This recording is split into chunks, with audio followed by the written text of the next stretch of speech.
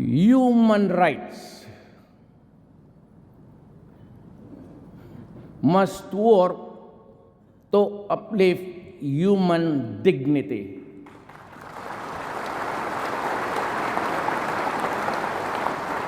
But human rights cannot be used as a shield or an excuse to destroy the country. Your country, I am my country.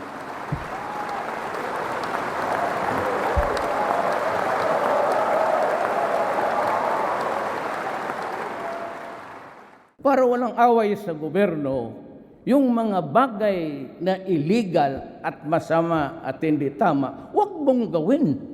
At hindi kami mag-aaway dito. Pati yung pare na, pati si Pau, tinamaan. Okay, let us be clear with each other. I am for the comfort and the welfare of the Filipino. Kayo namang hindi pa bungog dyan, hindi pa pumasok yung mga droga. Kung ayaw ninyong mamatay, ayaw ninyong masaktan, huwag kayong umasa dyan sa mga pare pati human rights, hindi nakakapigil yan ng kamatayan.